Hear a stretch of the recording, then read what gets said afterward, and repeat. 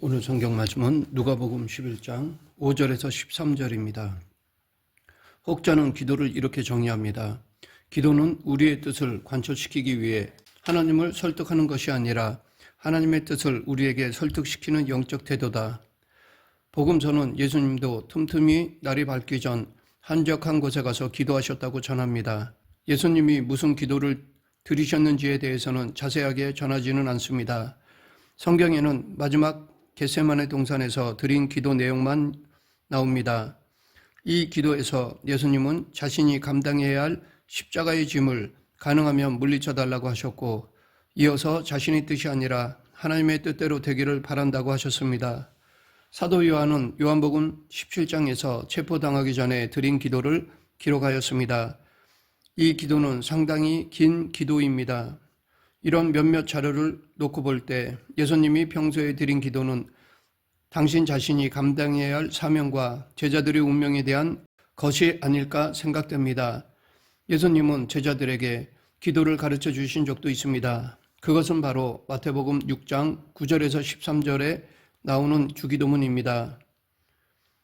누가복음에서는 오늘 본문 바로 앞 9절인 2절부터 4절에 나옵니다. 예수님은 곧 이어서 오늘 본문 5절부터 8절에서 기도의 중요성을 비유로 말씀하셨습니다.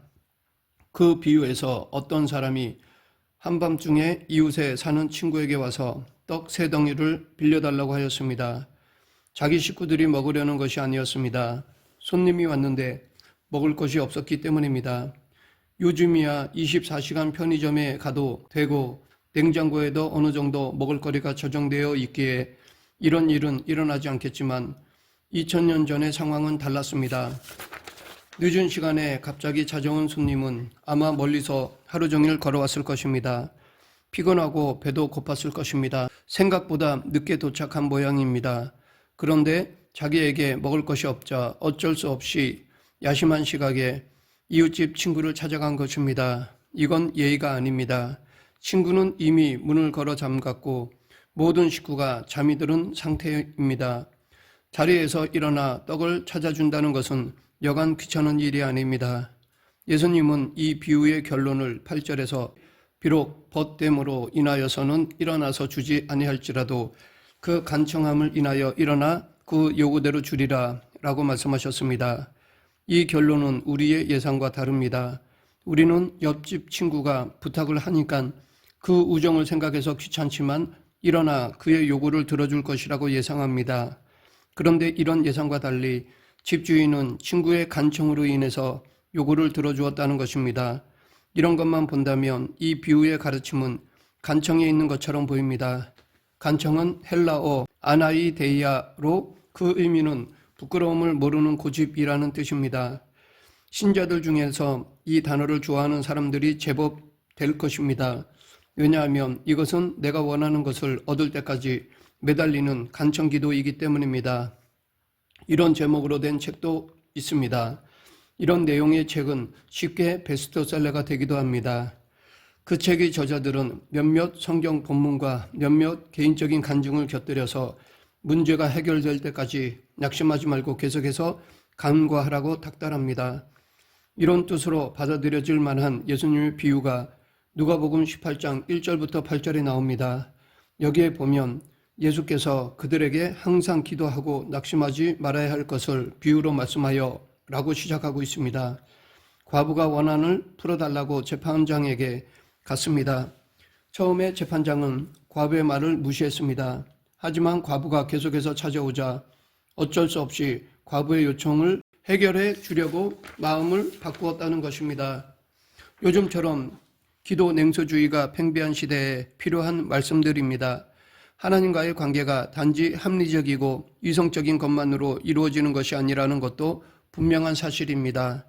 마치 부모를 완전히 신뢰하는 어린아이들처럼 하나님께 열정적으로 그리고 간청의 방식으로 간구하는 신앙적인 태도는 하나님을 믿는 사람들에게 필요합니다. 그러나 문제는 이런 성경 말씀이 무엇을 가르치는지 정확하게 알지 못한 채 자신의 욕망을 하나님께 간구하는 식으로 기도한다는 데에 있습니다. 혹자는 해외 선교사를 대상으로 하는 설교에서 자신들이 원하는 승합차의 크기와 색깔까지 구체적으로 기도해야 응답받는다고 하였습니다. 이런 설교에 입각해서 청년들 중에는 결혼 대상자의 조건을 구체적으로 열거하는 방식으로 기도하는 이들도 있습니다. 키, 연봉, 취미 등등 마치 결혼정보 회사의 요구와 비슷한 항목을 놓고 기도합니다. 그것이 이루어질 때까지 부르짖어 기도합니다. 이루어지지 않으면 기도가 부족하다고 자책합니다. 그런데 오늘 본문에서 아나이데이아, 즉 간청에 초점을 두면 곤란합니다. 염치 없이 무조건 매달리는 것은 잘못입니다. 야밤에 옆집 친구 집을 찾아가서 떡을 빌려달라고 할 수는 없습니다. 본문은 그걸 잘했다고 말하는 것이 아닙니다. 본문에서 핵심은 떡을 빌리러 온 사람이 아니라 집주인입니다. 집주인은 무례한 친구의 요구대로 들어주는 사람입니다. 이 비유에서 집주인은 바로 하나님이십니다. 즉, 이 비유에서 무례하게 간청하는 사람이 아니라 우리의 기도를 들어주시는 하나님께 초점이 있습니다. 혹 간청 기도나 그걸 들어주시는 하나님이나 결국 똑같은 이야기가 아니냐 하고 생각할 사람도 있을 것입니다. 그렇게 생각해도 무조건 틀린 것은 아닙니다. 하나님은 때론 철 없이 간청하는 우리의 기도를 들어주시는 분이시기도 합니다. 그러나 기독교 신앙의 중심이, 즉 기도의 영성이 무엇인지 알고 기도해야 합니다.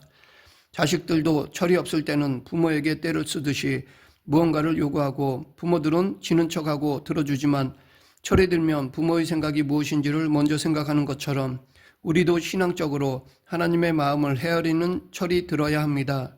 신앙생활을 아무리 많이 해도 아직도 어린 아기와 같이 젖먹는 신앙에 머물러 있다면 문제입니다.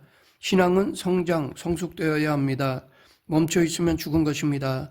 하나님의 마음을 헤아릴 수 있도록 성장하고 성숙되어지려면 성경을 바르게 읽고 배워야 합니다. 야밤에 찾아온 친구에게 떡을 주었다는 사람에 대한 비유가 끝난 뒤에 예수님은 그것이 무슨 의미인지를 풀어주셨습니다. 이 말씀을 묵상하면 앞에서 말씀드린 내용을 더 정확히 이해할 수 있습니다. 9절과 10절에는 똑같은 말이 반복됩니다. 구하라, 찾으라, 두드리라고 합니다. 그러면 모든 것이 그대로 주어질 것이라고 합니다. 이 구하라, 찾으라, 두드리라는 표현은 앞 친구 비유에서 나온 간청이라는 단어와 그 느낌이 비슷하게 들립니다. 이런 가르침에 따라서 우리는 하나님께 매달리듯이 기도합니다. 우리에게 뭔가 자신감을 주기도 합니다.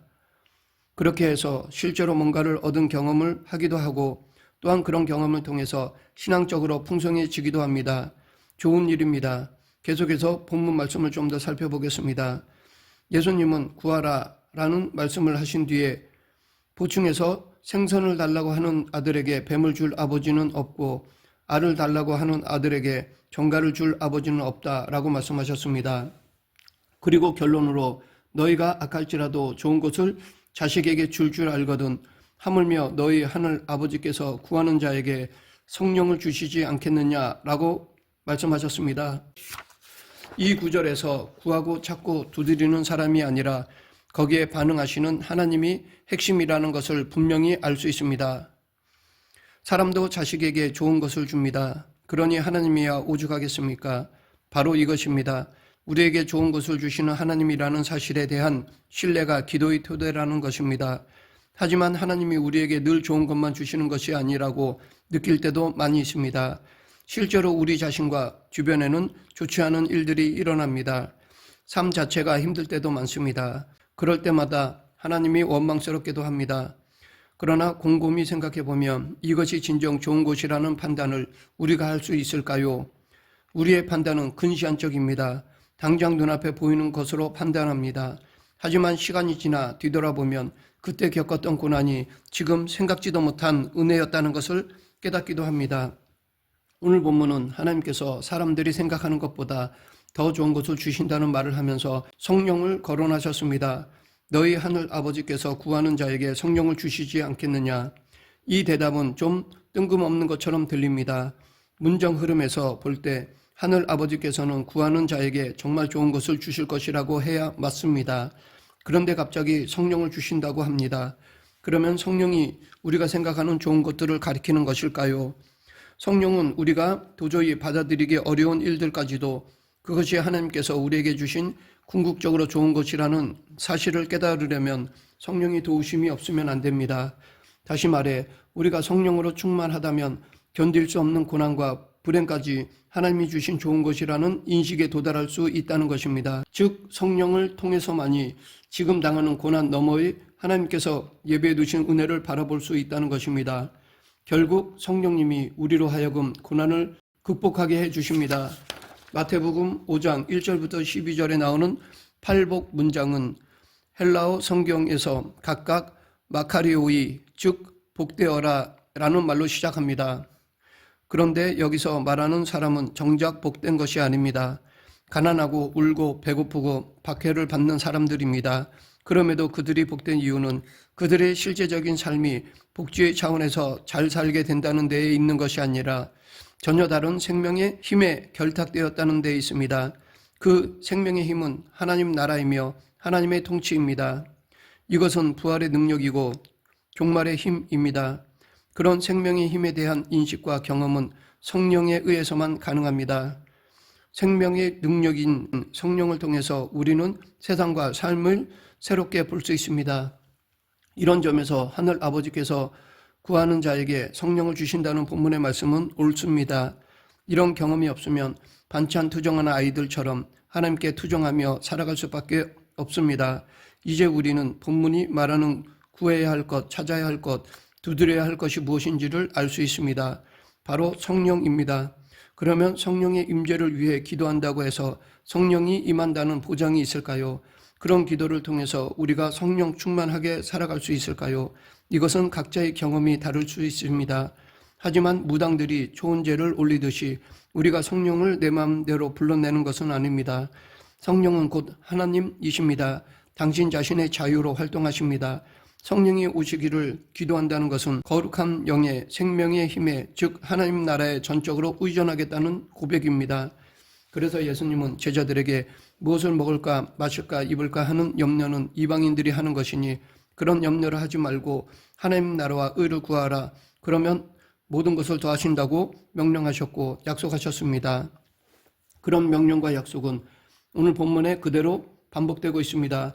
구하라, 찾으라, 두드리라. 즉 하나님 나라를 구하고 찾고 두드리라. 그러면 그 나라가 우리에게 올 뿐만 아니라 그때서야 우리 삶에서 궁극적으로 좋은 것이 무엇인지 인식하게 된다는 것입니다. 말씀을 맺겠습니다. 우리는 마땅히 하나님께 기도해야 합니다. 피조물이 창조자에게 기도하는 것은 복이요 특권입니다. 하지만 그 기도가 내 중심이 아닌 하나님 중심으로 바뀌어야 합니다.